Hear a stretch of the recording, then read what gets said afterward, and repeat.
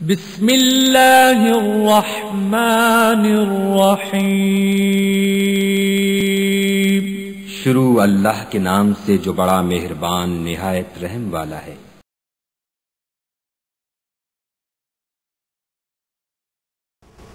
بنی الاسلام علی خمس، اسلام کے 5 ستون ہیں جس پر اسلام کی بلڈنگ استوار ہے، کھڑی ہے۔ شہادت اللہ لا الہ الا اللہ وان محمد رسول اللہ واقام الصلاۃ وایتاء الزکاۃ، پھر وہ نماز کی ادائیگی کرے، پھر زکوٰۃ ادا کرے، وحج البیت وصوم رمضان، اور پھر اللہ مال دے، اللہ پیسہ دے، طاقت دے، استطاعت دے، تو زندگی میں ایک مرتبہ اللہ عز و جل کے گھر کا حج کرنا۔ اور اللہ اگر رمضان کا مہینہ ہماری زندگیوں میں آئے تو اس رمضان کے مہینے میں روزے رکھنا۔ يا أيها الذين آمنوا كتب عليكم الصيام كما كتب على الذين من قبلكم لعلكم تتقون۔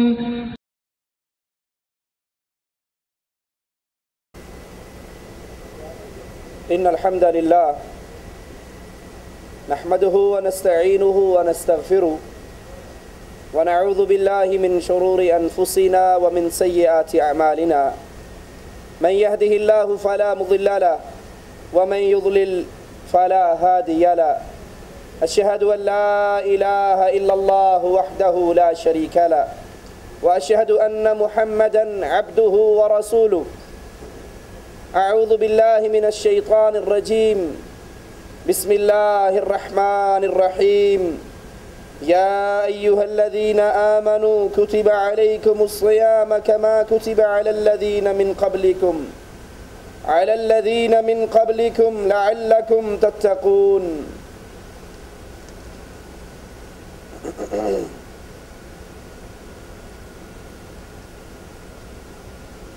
عبادت کی نیت سے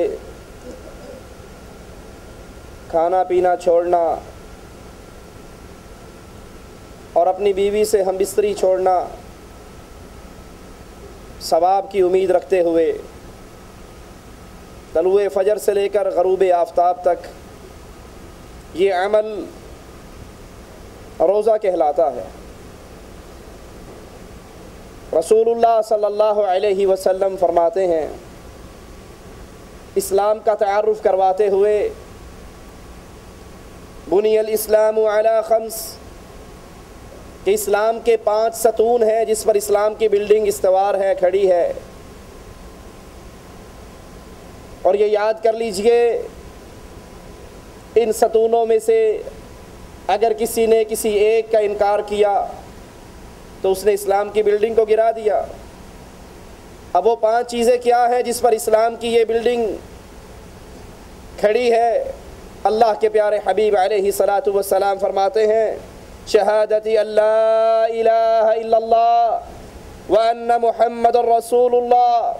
سب سے پہلی چیز، اسلام کی بنیاد جس پر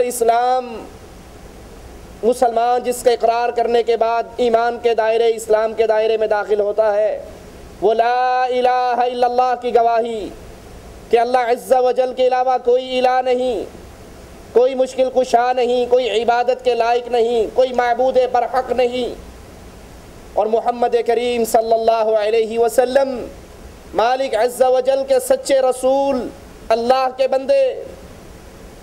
یہ پہلی چیز ہے جو اس کو تسلیم کر لے۔ پھر اس کے بعد اللہ کے پیارے حبیب علیہ الصلاۃ والسلام فرماتے ہیں، وَإِقَامِ الصَّلَاةِ وَإِيتَاءِ الزَّكَاةِ، پھر وہ نماز کی ادائیگی کرے، پھر زکوٰۃ ادا کرے۔ جو توحید کو سمجھے، اسلام اس کو دوسری چیز کی دعوت دیتا ہے، اور وہ چیز نماز کا قیام۔ جیسے رسول اللہ صلی اللہ علیہ وسلم حضرت معاذ کو یمن کی طرف روانہ کرتے ہوئے دعوت کا اسلوب سکھاتے ہیں، اے معاذ، سب سے پہلے ان لوگوں کو جس چیز کی دعوت دینا وہ لا الہ الا اللہ کی دعوت، رسول اللہ صلی اللہ علیہ وسلم کی رسالت کو قبول کرنے کی دعوت. اگر یہ اس کو مان لیں پھر ان کو نماز کی دعوت دینا, اگر نماز کی دعوت کو مان لیں تو پھر ان کو زکوٰۃ کی دعوت دینا. تو یہ حدیث بھی ہمارے سامنے اسلام کے ستون گنوا رہی ہے. سب سے پہلے لا الہ الا اللہ محمد الرسول اللہ کے اقرار, پھر نماز کی ادائیگی, پھر مالک عز و جل اگر مال دے تو اس میں سے زکوٰۃ ادا کرنا, وحج البیت وصوم رمضان, اور پھر اللہ مال دے, اللہ پیسہ دے, طاقت دے, استطاعت دے تو زندگی میں ایک مرتبہ اللہ عز و جل کے گھر کا حج کرنا. اور اللہ اگر رمضان کا مہینہ ہماری زندگیوں میں آئے تو اس رمضان کے مہینے میں روزے رکھنا. یہ چوتھا رکن ہے جس پر روزے فرض ہو, جو روزہ رکھنے کی استطاعت رکھتا ہو اور پھر وہ رمضان کے روزے نہ رکھے. جس کے اوپر زکوٰۃ فرض ہو اور پھر وہ زکوٰۃ ادا نہ کرے, اس نے اسلام کے ستون کو گرا دیا. اور جس نے اسلام کے ایک ستون کو گرا دیا اس کی اسلام کی بلڈنگ گر گئی. اسی لیے ابو بکر رضی اللہ عنہ وارضا جب زکوٰۃ کا انکار کرنے والوں سے جہاد کے لیے اعلان کرتے ہیں تو صحابہ کہتے ہیں اے اللہ کے پیارے حبیب محمد علیہ الصلاۃ والسلام کے پہلے خلیفہ, کیا تو ان سے جنگ کرے گا, ان سے جہاد کرے گا جو نماز پڑھتے ہیں, جو حج کرتے ہیں, جو روزے رکھتے ہیں؟ ابو بکر صدیق رضی اللہ عنہ وارضا فرمانے لگے ہاں میں ان سے جنگ کروں گا جو زکوٰۃ اور نماز میں فرق کریں گے. اللہ کی قسم اگر ایک رسی جو رسول اللہ صلی اللہ علیہ وسلم کو دیا کرتے تھے مجھے دینے سے انکار کریں گے, اس رسی کے لینے کے لیے بھی میں جہاد کروں گا. کیونکہ اسلام کے 5 ستونوں میں سے اگر کسی نے ایک کا انکار کیا تو وہ اسلام کے دائرے سے نکل جاتا ہے, اس کی یہ بلڈنگ گر جاتی ہے. 2 ہجری کے اندر مالک عز و جل کی طرف سے یہ روزہ اہل ایمان پر فرض ہوا. قرآن حکیم بیان فرماتا ہے یا ایھا الذین آمنوا کتب علیکم الصیام, اے اہل ایمان تم پہ روزے فرض کیے گئے ہیں. کما کتب علی الذین من قبلکم, جیسے تم سے پہلے لوگوں پہ فرض کیے گئے. یہ روزے رکھوانے کا مقصد کیا ہے؟ تمہیں صبح سے شام تک بھوکا اور پیاسا رکھنے کا مقصد کیا ہے؟ لعلکم تتقون, تاکہ تم متقی بن جاؤ, تمہارے دل میں اللہ کا ڈر, اللہ کا تقوی, اللہ کا خوف پیدا ہو جائے, اللہ کی عبادت کا مفہوم تمہارے دلوں میں اتر جائے. پانی حلال ہے, کھانا حلال ہے, پاک ہے, موجود ہے, کمرے کے اندر تنہا ہو, کوئی نہیں دیکھ رہا, لیکن رمضان کے دنوں کے اندر اس پانی کو اپنے پیٹ میں نہیں اتارتے, اس کھانے کو حلق سے نیچے نہیں اتارتے. کیوں؟ اللہ کے ڈر کی وجہ سے. یہ اللہ ٹریننگ کورس کروا رہا ہے, تربیت کر رہا ہے. یہ رمضان کا 1 مہینہ باقی مہینوں کے لیے ہمیں راستہ اور منہج دے رہا ہے کہ اگر تم اللہ کے حکم سے دن کے اندر حلال چیزوں سے باز آ جاتے ہو تو افطاری کرنے کے بعد اللہ نے جو چیزیں حرام کی ہیں اس سے بھی باز آ جاؤ. اس روزوں کا مقصد, اس عبادت کا مقصد لعلکم تتقون, تاکہ تمہارے دلوں میں اللہ کا ڈر پیدا ہو, اللہ کا خوف اور تقوی پیدا ہو کہ پانی ہے تو حلال, لیکن چونکہ میں روزے سے ہوں اللہ کی شریعت مجھے اجازت نہیں دیتی میں اس پانی کو پیوں, کھانے کو کھاؤں, بیوی کے قریب جاؤں. یہ سبق ہے, یہ آپ کی تربیت ہے. جب آپ نے افطار کر لیا اب بھی خیال کرو میں سگریٹ پی رہا ہوں, سارا دن سگریٹ نہیں پی, اس لیے کہ اللہ نے حرام, اللہ کی طرف سے پابندی, پانی پر پابندی, کھانوں پر پابندی, پھلوں پر پابندی. اب افطاری کرنے کے بعد میں اب بھی اسی اللہ کا پابند ہوں, میں آزاد نہیں ہوا. مسلمان کی ساری زندگی اللہ کی شریعت کی غلامی میں گزرتی ہے. تو افطاری کے بعد دیکھوں میں حلال کھا رہا ہوں یا حرام. اور یہ روزہ پوری امت مسلمہ کا اتفاق ہے کہ مسلمانوں پر یہ فرض ہے, اس کی فرضیت کا انکار کرنے والا کافر ہے. آپ نے اکثر دیکھے ہوں گے مسلمان رمضان کا روزہ آتا ہے, نمازیں پڑھ رہا ہے, روزے نہیں رکھتا, اندر کمرے میں بیٹھ کے چھپ کے کھا لیتا ہے. جس طرح نماز کا تارک کافر ہے اسی طرح روزے کا انکاری بھی کافر ہے۔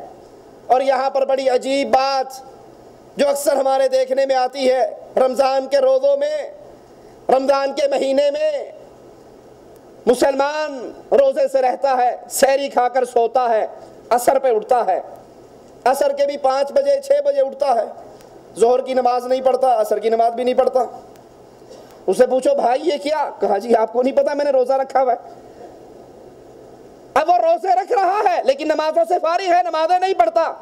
تو ایسا روزے دار بھوکا اور پیاسا رہ رہا ہے، اس کے روزوں کی اللہ کے دربار میں کوئی قیمت نہیں۔ جو 2 بجے سحری کھا کے سو جائے، نہ فجر پڑھے، نہ ظہر پڑھے، نہ عصر پڑھے، اور کوئی پوچھے کیوں نہیں پڑھتا ہے، جی بس روزہ رکھا تھا نا تو بھوک لگتی ہے، پیاس لگتی ہے، جاگتے ہوئے سارا دن سو کر گزارتا ہوں، ساری رات جاگ کر گزارتا ہوں۔ جو نماز کا تارک ہے اس کے روزے اس کے لیے کوئی فائدہ مند نہیں، اور جو روزوں کا تارک ہے، جو روزوں کا انکاری ہے، اس کی نماز اور اس کا لا الہ الا اللہ اس کے لیے کوئی فائدہ مند نہیں۔